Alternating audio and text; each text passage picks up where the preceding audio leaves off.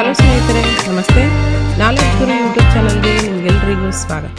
ನಾನು ನಿಮ್ಮ ಸ್ನೇಹಿತೆ ಆಶಾ. ಸ್ನೇಹಿತರೆ, ನೀವೀಗಾಗಲೇ ತಮ್ನೈನಲ್ಲಿ ನೋಡಿರ್ತೀರ, CTET ನೋಟಿಫಿಕೇಷನ್ ರಿಲೀಸ್ ಆಗಿದೆ ಅಂತ ಗೊತ್ತಾಗಿರುತ್ತೆ ಆಲ್ರೆಡಿ. ಸೊ ಯಾರೆಲ್ಲ KTET ಕ್ಲಿಯರ್ ಮಾಡ್ಕೊಂಡಿಲ್ಲ, Karnataka TET eligibility test, teacher eligibility ಟೆಸ್ಟನ್ನು ಯಾರು ಕ್ಲಿಯರ್ ಮಾಡ್ಕೊಂಡಿಲ್ಲ ಅವರಿಗೆಲ್ಲ ಮತ್ತೊಂದು ಗೋಲ್ಡನ್ ಅಪರ್ಚುನಿಟಿ ಅಂತಲೇ ಹೇಳ್ಬೋದು. CTET ಕಾಲ್ಫರ್ ಆಗಿದೆ. ಬೇಗ ಬೇಗ ಅಪ್ಲೈ ಮಾಡಿ ಸ್ಟಡಿ ಕಡೆ ಗಮನ ಕೊಟ್ಟರೆ ಆದಷ್ಟು ಬೇಗ ಅಪ್ಲೈ ಮಾಡೋದ್ರಿಂದ ಏನಾಗುತ್ತೆ ಅಂತಂದರೆ, ನೀವು ಹಾಕಿರ್ತಕ್ಕಂಥ ಸೆಂಟರ್ನಲ್ಲಿ ಎಕ್ಸಾಮ್ ಬರಲಿಕ್ಕೆ ನಿಮಗೆ ಅವಕಾಶ ಸಿಗುತ್ತೆ.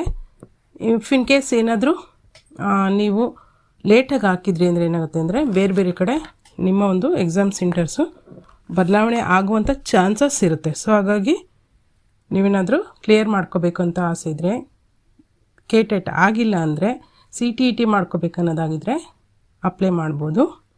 ಅಪ್ಲಿಕೇಶನ್ ಈಗಾಗಲೇ ನೀವು ನೋಡಿರ್ತೀರ, ಅಪ್ಲಿಕೇಶನ್ ಡೇಟು ಮತ್ತು ಎಕ್ಸಾಮ್ ಡೇಟು ಪ್ರತಿಯೊಂದೂ ಈಗ ಆಲ್ರೆಡಿ ಕೊಟ್ಟಿದ್ದಾರೆ ಅಲ್ವಾ. ಸೊ ಈ ಒಂದು ಅಪ್ಲಿಕೇಶನ್ ಹಾಕಿದ ಮೇಲಾದ್ರೂ ಏನಾಗುತ್ತೆ, ಸ್ಟಡಿ ಕಡೆ ಹೆಚ್ಚಿನದಾಗಿ ಫೋಕಸ್ ಮಾಡಲಿಕ್ಕೆ ಅನುಕೂಲ ಆಗುತ್ತೆ, ಒಂದು ಮೋಟಿವೇಶನ್ ಸಿಕ್ಕಂಗಾಗುತ್ತೆ. ಸೊ ಹಾಗಾಗಿ ನೀವು ಬೇಗ ಬೇಗ ಅಪ್ಲೈ ಮಾಡಿದರೆ ತುಂಬ ಒಳ್ಳೆಯದು. ಸ್ನೇಹಿತರೆ, ನಿಮಗೆಲ್ಲ ಈಗಾಗಲೇ ತಿಳಿದಿರುವಂತೆ ಕರ್ನಾಟಕದಲ್ಲಿ ನೇಮಕಾತಿಗೋಸ್ಕರನೇ ಎಷ್ಟೆಲ್ಲ ಹೋರಾಟಗಳು, ಸ್ಟ್ರೈಕ್ಗಳಾಗ್ತಿದೆ ಅಂಥೇಳಿ ನಾವೆಲ್ಲರೂ ಗಮನಿಸ್ತಾ ಇದ್ದೀವಿ. ಇತ್ತೀಚಿನ ದಿನಗಳಲ್ಲಂತೂ ನೇಮಕಾತಿಗಳೇ ನಡೀತಾ ಇಲ್ಲ ಸರಿಯಾಗಿ. ಹಾಗಾಗಿ ಹಲವಾರು ವರ್ಷಗಳಿಂದ ನೇಮಕಾತಿಗಳು ಸ್ತಬ್ಧವಾಗಿದೆ. ಸುಮ್ಮನೆ ಹೇಳಿಕೆಗಳನ್ನು ಹೇಳ್ತಾ ಇದ್ದಾರೆ ಅಷ್ಟೇ.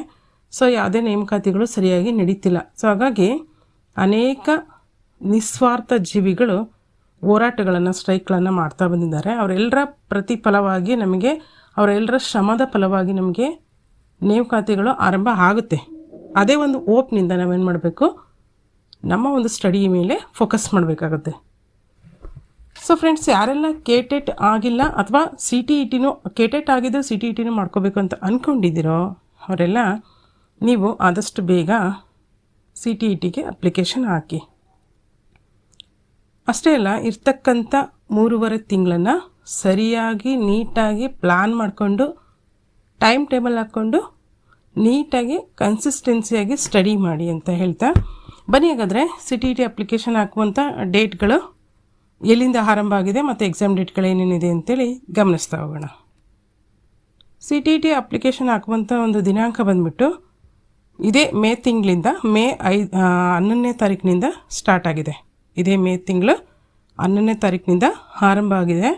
ಲಾಸ್ಟ್ ಡೇಟ್ ಬಂದುಬಿಟ್ಟು ಜೂನ್ 10ಕ್ಕೆ ಕೊನೆಗೊಳ್ಳುತ್ತೆ. ಮೇ 11ಕ್ಕೆ ಆರಂಭ ಆಗಿರತಕ್ಕಂಥ ಅಪ್ಲಿಕೇಶನು ಜೂನ್ 10ಕ್ಕೆ ಕೊನೆಗೊಳ್ಳುತ್ತೆ.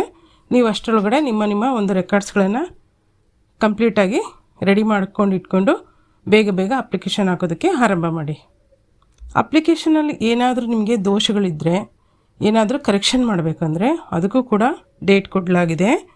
15/6/2026ರಿಂದ 18/6/2026, ಅಂದರೆ ಕಂಟಿನ್ಯೂಸ್ಲಿ 4 ಡೇಸ್ ನಿಮಗೆ ಕರೆಕ್ಷನ್ಗೆ ಅವಕಾಶ ಕೊಡಲಾಗಿದೆ. ಏನಾದರೂ ಮಿಸ್ಟೇಕ್ ಮಾಡಿದರೆ ಅಲ್ಲಿ ಕರೆಕ್ಷನ್ ಮಾಡ್ಬೋದಾಗುತ್ತೆ. 15ರಿಂದ 18ರವರೆಗೆ, ಜೂನ್ 15ರಿಂದ ಜೂನ್ 18ರವರೆಗೂ ನಿಮಗೆ ಕರೆಕ್ಷನ್ಗೆ ಅವಕಾಶ ಕೊಡಲಾಗಿದೆ.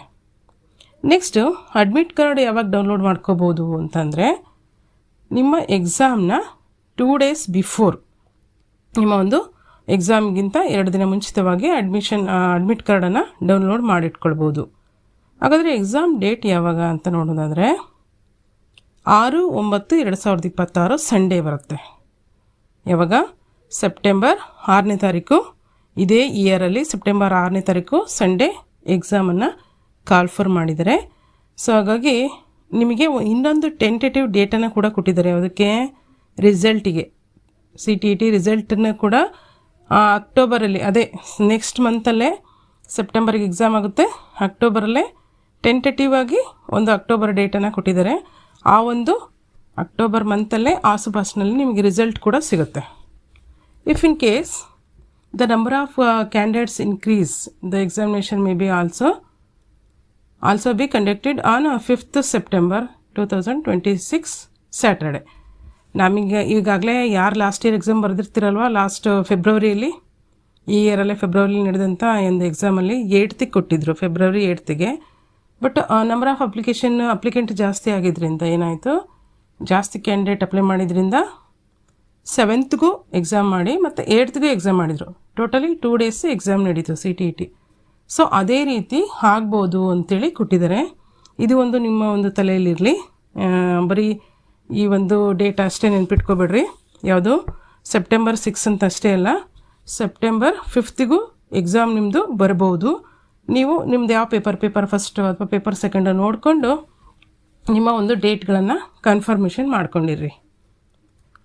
ಸೊ ಲಾಸ್ಟ್ ಫೆಬ್ರವರಿಲಿ ನಾವು ಆಗಿದ್ದನ್ನು ಗಮನದಲ್ಲಿ ಇಟ್ಕೊಂಡ್ರೆ ಇದು ನಮಗೆ ಅರ್ಥವಾಗುತ್ತೆ. ಸೊ ಇದಿಷ್ಟು ಫ್ರೆಂಡ್ಸ್ CTETಗೆ ಆನ್ಲೈನ್ ಅಪ್ಲಿಕೇಶನ್ ಮತ್ತು ನೋಟಿಫಿಕೇಷನ್ಗೆ ಸಂಬಂಧಪಟ್ಟಂಥ ಒಂದಷ್ಟು ಮಾಹಿತಿಯಾಗಿತ್ತು.